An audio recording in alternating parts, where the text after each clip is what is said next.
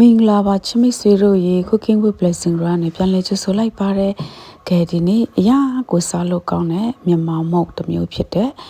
အလွမ်းပြေကရေကရာမုတ်လုံနည်းလေးကို Blessing တင်ပေးလိုက်ပါတယ်လို့ဒီမုတ်လေးရလို့ဆိုလို့ရှိရင်ချိုဤစိတ်မွေးလေးပေါ့နော်။တကယ်ကိုစားလို့ကငယ်ဘဝကိုပြန်တရိရတဲ့မုတ်လေးပါလို့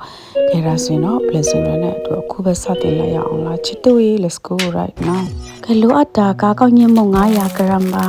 အုံတီချစ်က200 g ပြီးတော့အုံနို့400 ml လို့လိုအပ်ပါတယ်ပြီးရင်တကြားပေါ့ကဲပထမဦးဆုံးဒီကောက်ညင်မုံလေးကိုကောက်ညင်အစိမ်းမုံเนาะအဲ့ဒါ900 g လောက်ရှိတဲ့ကောက်ညင်မုံကိုလှော်ပေးရအောင်လို့နင်းညိုရောင်တန်းလာတဲ့အထိကိုလှော်ပေးကြမယ်เนาะကဲဒီလိုအယောင်တန်းလာပြီဆိုပြစင်ရတော့ပကံလုံးတို့မပကံပြားထဲမှာလောင်းထည့်ပြီးတော့မှအေးခံထားကြမယ်ဒါလေးကိုအေးခံထားပြီဆိုရင်တဲပြားမှာပဲ Blessing တို့အဲ့ဒါဒီအုံနို့ကိုလေနော်400 g 400 ml ပေါ့အဲ့ဒါကိုအရင်ဦးဆုံးထည့်ပြီးတော့မှကြိုပေးကြမယ်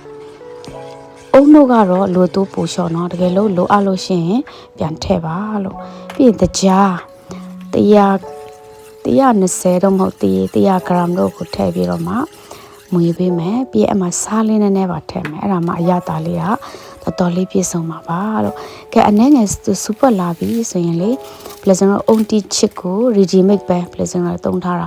အုံတီချစ်200 g ကိုလောင်းထည့်ပြီးတော့မှ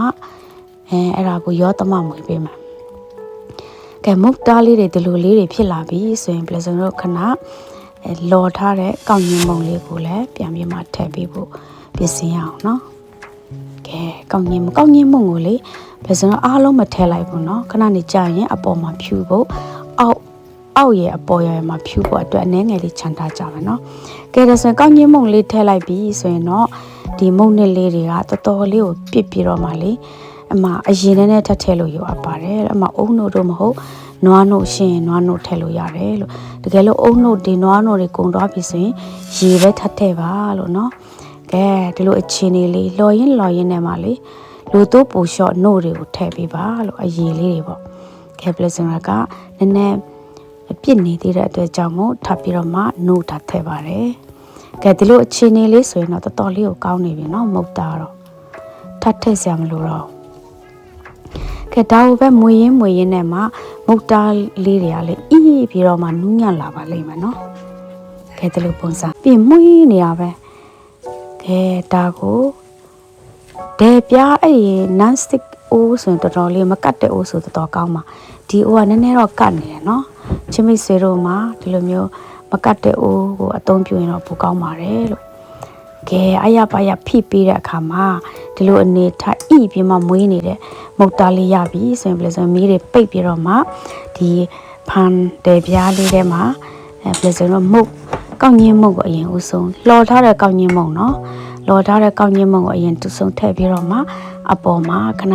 Blessing တို့ရဲ့မုတ်ကိုလောင်းထည့်လိုက်ပြီးရင်တော့အပေါ်မျက်နှာပြင်လေးတွေအားလုံးကိုတခြားညှိပေးပြီးတော့မှလေကဲသူကပူတော့ပဲညှိလို့ရတာလေနော်အေးသွားရဆိုညှိလို့မရတော့ခဲတဲ့ဆိုရင်မျက်နှာပြင်ညှိပြီးဆိုတာနဲ့ Blessing တို့အဲ့ဒီအမုံတွေကိုကောက်ညင်းမုံလော်ထားတဲ့အမုံတွေကိုအပေါ်မှာပြန်ဖြူပေးပြီးတော့မှ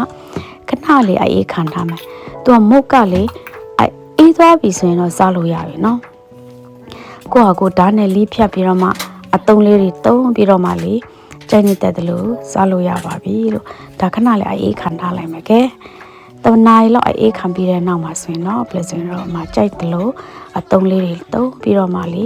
စိတ်ကြိုက်သုံးဆောင်လို့ရပါပြီရှင်အရာကိုစားလို့ကောင်းတယ်เนาะတကယ်မြန်မာပြည်အလွမ်းပြည် Blessing ကလေကရေကရာဟိုငယ်တော့ငါလေကြောင်းမှာဝယ်စားခဲ့ပူတယ်တိလားအဲ့ဆိုတုံးဆိုရင်လေပါဇက်ကိုပေးအောင်စားခဲ့ရတယ်တိလားအခုအဲ့ဒါကိုပြန်တတိယပြီးတော့မှကိုယ်တိုင်လှုပ်ရှားကြည့်တော့လေတကယ်ကိုလွယ်လေးเนาะဒီနိုင်ငံခြားမှာရှိတဲ့လူတွေအလွမ်းပြေလေးလှုပ်ရှားနိုင်အောင် Blessing ကအလွယ်ဆုံးလေးဖန်တီးပေးလိုက်တာပါရှင်လို့အားလုံးကြိုက်ကြလိမ့်မယ်လို့လည်းမျှော်လင့်တယ်ကဲဒါလေးကိုလေကလေးတွေလည်းကြိုက်ကြတယ်တော့တိလား Blessing ကလေအဲ့ဒါကိုဒီအလုတ်မှာတော့ယူသွားတာတတုံးလေးစားဖို့အတွက်တငယ်ချင်းတွေကိုလည်းကြွေးသေးတယ်တော်တော်လေးကိုစားလို့ကောင်းတာအခုလည်းပြန်လှုပ်စားအောင်ပဲBlessingအဲ့ဒါလှုပ်ထားပြီးတော့နည်းနည်း3-4ရက်လောက်စားလို့ရတာလေ အပေါ်မှာအမုံလေးပြန်ဖြူပြီးတော့မှလေ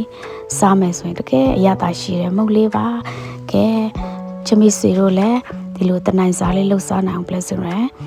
တဲစိတ်လေးပြောပြပေးလိုက်တာပါလို့ကဲမီးကြည့်မယ်နော်ဝေါအီးနေရပဲသူကလေ